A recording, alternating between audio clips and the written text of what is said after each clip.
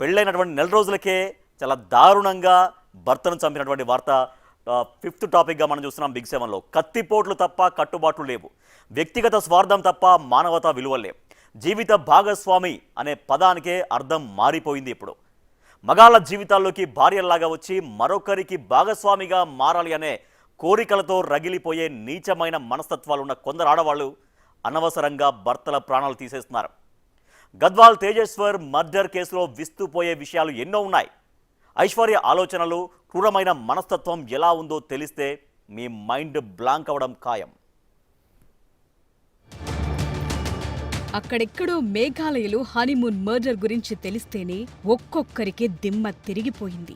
అలాంటిది ఇప్పుడు తెలుగు రాష్ట్రాల్లోనే జరిగింది. పెళ్లైన నెలకే ప్రియుడితో కలిసి భర్తను చంపించిన దారుణమైన ఘటన వివాహబంధం అంటేనే భయం పుట్టేలా చేసింది. గద్వాలకు చెందిన సర్వేయర్ తేజేశ్వర్ హత్య కేసులో ఒక్కొక్కటిగా బయటకొస్తున్న విషయాలు అందరినీ షాక్కి గురిచేస్తున్నాయి. తాత్కాలిక సుఖాల కోసం ప్రియుడిపై మోజుతో ఏర్పరచుకున్న అక్రమ సంబంధాల కోసం అమాయకుల ప్రాణాలు తీస్తోన్న రోజులివి. పెళ్లికి ముందే అక్రమ సంబంధం పెట్టుకున్న ఐశ్వర్య పెళ్లైన నెలకే ప్రియుడు తిరుమలరావుతో కలిసి భర్త తేజేశ్వర్ని చంపించిన ఘటన కలకలం రేపింది. పవిత్రమైన వివాహ బంధంపై అనేక ప్రశ్నలు లేవనెత్తింది.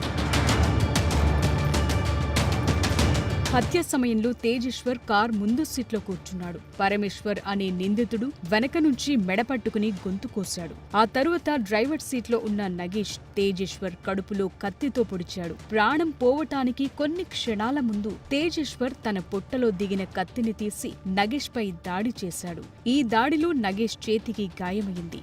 రక్తమోడుతోన్న తేజేశ్వర్ని ముందు సీట్లో నుంచి వెనక సీట్లోకి మార్చారు నిందితులు. అతను చనిపోయాడని నిర్ధారించుకున్నాక మృతదేహాన్ని కర్నూలు తీసుకెళ్లి తిరుమలరావుకు చూపించింది సుపారీ గ్యాంగ్. డెడ్ బాడీని చూసాకే వాళ్లకు 2 లక్షలు ఇచ్చాడు. మొదట తేజేశ్వర్ డెడ్ బాడీని కర్నూలు శివారులోని ఓ రియల్ ఎస్టేట్ వెంచర్లో పూడ్చాలనుకున్నారు. కానీ పాణ్యం దగ్గర పొదల్లో పడేశారు నిందితులు.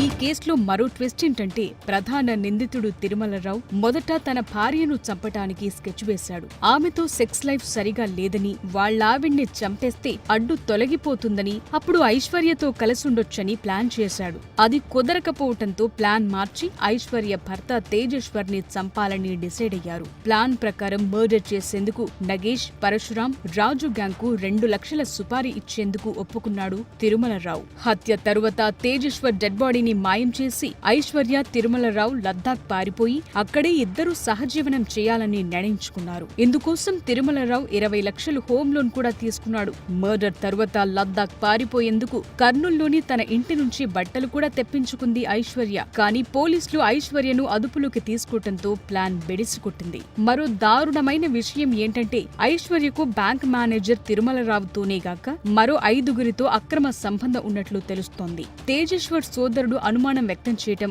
పోలీసులు ఐశ్వర్యని అరెస్టు చేసి ప్రశ్నించడంతో విచారణలో నిజమొప్పుకుంది.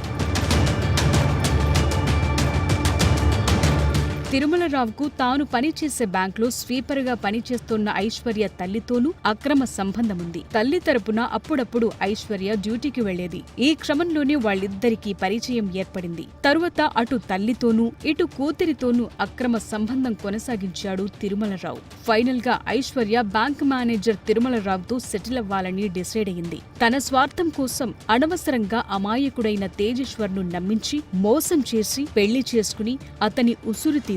ఈ ఘటన చూశాక అందరిలోనూ తలెత్తుతున్న ప్రశ్న ఒక్కటే: వివాహేతర సంబంధానికి ఉన్న వాల్యూ వివాహ బంధానికి లేదా అని. తన స్వార్థం కోసం ఐశ్వర్య భర్తనే చంపించిందంటే ఆమెది ఎంత క్రూరమైన మనస్తత్వమో అర్థమవుతోంది. ఒళ్ళు గగురు పొడిచేలాగా నేరాలు చేస్తున్నారు. సార్, నిజంగా నేరం చేస్తే, చంపేస్తే ఏం జరుగుతుందో, ఎటువంటి కేసులు ఎదుర్కోవాలన్న భయం కూడా కనీసం ఎక్కడ కనిపించట్లేదు. సో మనం చూసాం 4th టాపిక్, అలాగే 5th టాపిక్లో. 4th టాపిక్లో టీనేజ్ అమ్మాయి, టీనేజ్ గర్ల్, 10th క్లాస్ చదివేటువంటి అమ్మాయి, ఆ అమ్మాయికి ప్రేమ వద్దు అన్నందుకు, ప్రేమ వద్దు, ఇది మంచిది కాదు అని తల్లి మందలించినందుకు తల్లినే చంపేసే ప్లాన్ చేసి తల్లిని చంపేసింది. సుత్తితో కొట్టి మరీ చంపేసింది ఆ అమ్మాయి. సో అంటే ఒక టీనేజ్ ఉంది, టీనేజ్ గర్ల్, కనీసం స్కూల్కు వెళ్ళే గర్ల్, ఏ మాత్రం కూడా నేరం చేస్తే ఎంత కేసులు ఎదుర్కోవాలి, ఎటువంటి శిక్ష పడతాయన్నటువంటి ఏమాత్రం భయం లేకుండా చాలా యథేచ్ఛగా ఇటువంటి హత్యలకు పాల్పడుతున్నారు. సో 4th టాపిక్ అది చూసాం. 5th టాపిక్ ఇది మరీ దారుణం. ఇది కూడా పెళ్ళైనటువంటి నెల రోజులకే భర్తని అత్యంత దారుణంగా సుపారీ గ్యాంగ్తో చంపించింది గద్వాల్లో. సో గద్వాల్లో ప్రియుడి కోసం భర్తను చంపేసింది భార్య. ఇందాక జీడిమెట్లలో ప్రేమ కోసం తల్లిని చంపింది కన్న కూతురు. ఆ వార్త మనం చూసాం. ప్రియుడితో ఫోన్లో మాట్లాడొద్దు అని చెప్పినందుకు మహబూబాబాద్లో తండ్రిని కొట్టి చంపారు కూతుళ్ళు. అసలు ఏం జరుగుతోంది? మానవ బంధాలకు విలువ లేకుండా పోతుందా? ఎందుకు మరి అంటే ఇంత నేరాలు యథేచ్ఛగా ఎందుకు చేయగలుగుతున్నారు? సో చట్టాలంటే వాళ్ళకి ఏమాత్రం భయం లేదా? శిక్షలంటే ఏమాత్రం భయం లేదా? అసలు ఎందుకు ఈ సమాజంలో ఇటువంటి నేరాలు వరుసగా చోటు చేసుకుంటున్నాయి? రైట్, ప్రస్తుతం మనతో మాట్లాడేందుకు సోషల్ యాక్టివిస్ట్ డాక్టర్ మమతా రఘువీర్ గారు ఉన్నారు. ఎస్, నమస్తే అండి మమతా రఘువీర్ గారు. ఎస్ మమతా గారు, మనం చూస్తున్నాం చాలా దారుణాలు వెలుగు చూస్తున్నాయి. తల్లిని చంపడం, లేదంటే కట్టుకున్న భర్తని చంపడం, భార్యను చంపడం, ఇది రిపీటెడ్గా జరుగుతూనే ఉన్నాయి. ఒక ఘటన గురించి మనం ఇవాళ మాట్లాడుకుంటున్నాం, మళ్ళీ రేపు ఎక్కడో చోట ఇటువంటి ఘటనలు వెలుగు చూస్తూనే ఉన్నాయి. సో ఎందుకు కనీసం ఒక భయం అనేది కూడా లేకుండా ఎందుకు ఇట్లా పాల్పడుతున్నారు? వాళ్ళ స్టేట్ ఆఫ్ మైండ్ ఎట్లా మనం అనలైజ్ చేయొచ్చు? ఒక్కటండి, వీటిని ఇలాంటి హత్యల్ని పారిసైడ్ అంటారు. అంటే తనకి చాలా దగ్గర సంబంధం ఉన్న వాళ్ళు తల్లిదండ్రులని కానీ లేదు అంటే భర్తని కానీ తన సొంత వాళ్ళని చంపుకోవడాన్ని పారిసైడ్ అంటారు. దీనికి చాలా కారణాలు ఉన్నాయండి. ఒకటి, చిన్నప్పటి నుంచి సంబంధ బాంధవ్యాలు సరిగ్గా లేకపోవడం కానీ, లేకపోతే కాన్ఫ్లిక్ట్ ఉన్న ఫ్యామిలీస్ అంటే గొడవలు ఉన్న ఫ్యామిలీస్ లో ఉన్న వాళ్ళు ఉండొచ్చు. ఇంకొకటి ఏంటంటే పిల్లల్ని అంటే వాళ్ళ చిన్నతనంలోనే వాళ్ళకి ఇలాంటి ఏదైనా మానసిక రుగ్మతలు ఉండొచ్చు, అది చూడకపోయి ఉండొచ్చు. అదొకటి. అంటే ఫర్ ఎగ్జాంపుల్ షిజోఫ్రెనియా కానీ ఇంకేదైనా కానీ అలాంటి జబ్బులు వీళ్ళు కనిపెట్టలేకపోయి ఉండొచ్చు. అంటే తర్వాత ఇంకోటి బంధం ఏర్పడకపోయి ఉండొచ్చు. ఒకటి అంటే తల్లిదండ్రులతో కానీ అటు భర్తతో కానీ సరైన బంధం లేకపోవడం. తర్వాత ఇంకొకటి, మనము ఈ 2 కేసుల్లోనూ చూస్తే ఖచ్చితంగా వాళ్ళు చాలా ప్లాన్డ్ గా మర్డర్స్ చేశారు.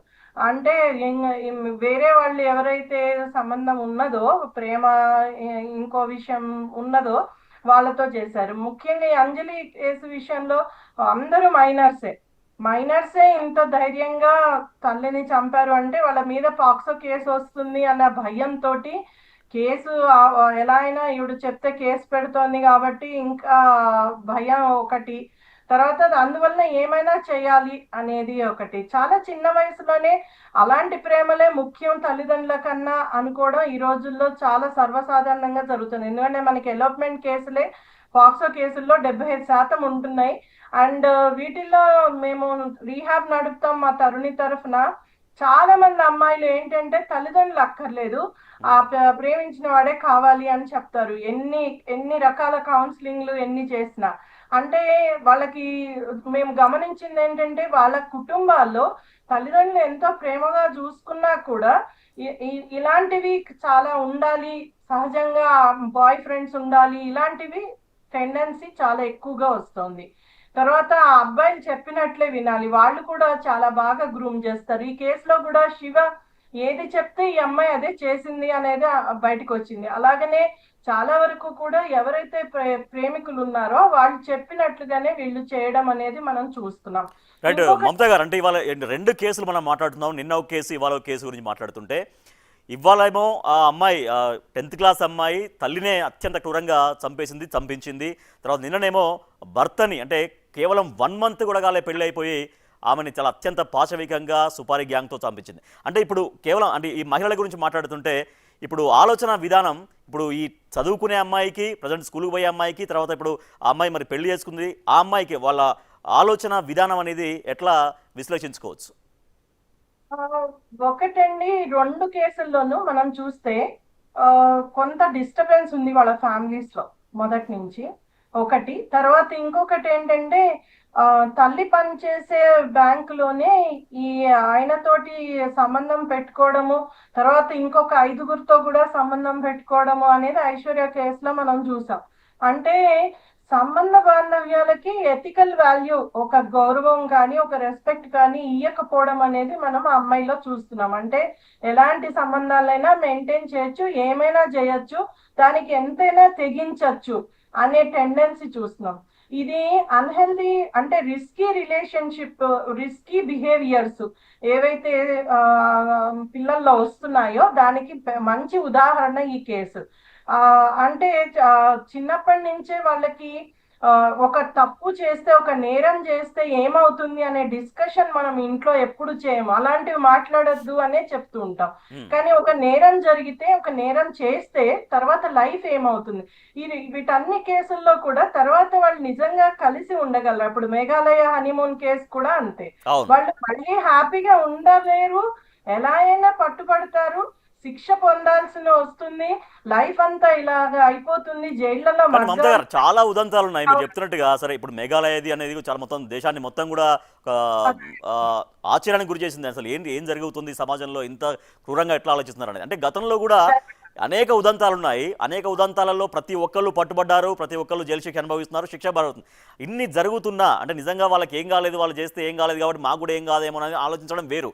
కానీ ఇటువంటి నేరాలకు పాల్పడితే డెఫినెట్గా చాలా కఠిన శిక్షలు పడతాయని తెలిసి కూడా ఎందుకు చేస్తున్నారు అనేది. ఒకటండి, ఇదే అంటున్నానండి, ఒకటి మానసికంగా వాళ్ళకున్న రుగ్మతలు, రెండోది పెంపకంలోనూ కుటుంబంలోనూ సరైన సంబంధ బాంధవ్యాలు లేకపోవడం. తల్లిదండ్రులు ఎంత క్వాలిటీ టైం గడుపుతున్నారు, ఏ విషయాలు చర్చిస్తున్నారు ఇంట్లో అనేది చాలా ఇంపార్టెంట్. రెండోది, స్కూల్లో నేర్పిస్తారులే అని తల్లిదండ్రులు పట్టించుకోకపోవడం, తల్లిదండ్రులు చెప్తారులే అని స్కూల్లో టీచర్లు చెప్పకపోవడం, ఎవరు చెప్పలేకుండా వీళ్ళు ఓన్లీ వాళ్ళ వయసు వాళ్ళతోటి వాళ్ళు అందరూ చేస్తున్నవి చూసి మేము అలానే చెయ్యాలనుకోవడం, ఇలాంటివన్నీ కూడా కారణాలేనండి. అలానే చట్టాలపై సరైన అవగాహన లేకపోవడం, తర్వాత ఇలాంటివి చేస్తే లైఫ్ ఏమవుతుంది అనేది మనము ఎగ్జాంపుల్స్ మాట్లాడకపోవడం, ఇవన్నీ కూడా ఒకటి. తర్వాత మనము ఇంత అంటే ఇంత దారుణంగా చేస్తున్న వాళ్ళకి మామూలుగా అండి చాలా వరకు రీసెర్చ్ ఏం చెప్తోంది అంటే వీళ్ళ మెంటల్ హెల్త్ డెఫినెట్ గా ప్రాబ్లం ఉంటుంది అని. వాళ్ళ ఆలోచన విధానంలో కానీ, వాళ్ళు ఎవరితోనూ కరెక్ట్ లింక్ సంబంధం లేకపోవడం కానీ, అటు తల్లిదండ్రుల మీద కానివ్వండి, ఒక ఎంపతి కానీ, ఒక వాళ్ళతో పాటు ఆలోచించడం కానీ, మా అమ్మ ఎందుకు చెప్పింది నన్ను ఈ సంబంధం పెట్టుకోవద్దని, అమ్మ ఎందుకు కాదంది అనేది ఒకటి. తర్వాత స్వార్థంగా ఆలోచించడం, నాకు కావాల్సింది అది కావాల్సిందే, అది చిన్నపిల్లల్లో కూడా మనం చూస్తుంటాం, కానీ తల్లిదండ్రులు పట్టించుకోరు. అలాంటివి జరుగుతున్నప్పుడు చిన్నప్పుడే అలాంటి విషయాలు మనం గమనిస్తే ఖచ్చితంగా కౌన్సిలర్స్ దగ్గరికి తీసుకెళ్లడం, వాళ్ళని మార్చడం, ఆలోచన విధానం మార్చడం, తల్లులు కానీ తండ్రులు కానీ ఎవరైతే ఉన్నారో పెద్దవాళ్ళు ఇంట్లో ఇలాంటి విషయాల మీద డిస్కషన్ పెట్టడం, పిల్లలకి ఆ ఆలోచన నుంచి బయటకు వచ్చేటట్లు చూడడం, ఇవన్నీ కూడా చాలా అవసరం అండి. ఇవాళ రేపు గ్యాడ్జెట్స్ లో ఎలా చంపాలి ఏంటి అనేవి ఉన్నాయి, మనం గ్యాడ్జెట్స్ ఇస్తున్నాము, ఫోన్లే ఇస్తున్నాము పిల్లలకి. సో అది తగ్గించకపోతే ఇలాంటి దారుణాలు ఇంకా చూడాల్సి వస్తుంది. కాబట్టి తల్లిదండ్రులు, పెద్దలందరం సమాజంలో ఖచ్చితంగా పిల్లల కోసం ఆలోచించాల్సిన అవసరం ఉంది. Right. Thank you so much doctor Mamata రఘువీర్ గారు. సో అంటే సమాజంలో ఇటువంటి పోకడ విపరీతంగా పెరుగుతోంది. సో దీని అంతటికీ కారణం అనేది ఇంట్లో సరిగా చర్చించుకోకపోవడం, కుటుంబ సభ్యుల మధ్య ఒక రకమైనటువంటి చర్చలు ఇప్పుడు ఏం జరుగుతున్నాయో బయట వాటి గురించి చర్చించి పిల్లలకు ఇలా చేయొద్దు అలా చేయొద్దు అంటూ కొన్ని చెప్పడం కావచ్చు, ఇట్లాంటివన్నీ కూడా కుటుంబ సభ్యుల మధ్య చర్చ జరగాలనేది డాక్టర్ గారు సూచిస్తున్నారు. అట్ ద సేమ్ టైం ఇటువంటి నేరాలకు పాల్పడిన వాళ్ళని ఇవాళ అమ్మాయి విషయంలో, తల్లిని చంపినటువంటి ఆ అమ్మాయి విషయంలో కావచ్చు, భర్తను చంపినటువంటి ఆ భార్య విషయంలో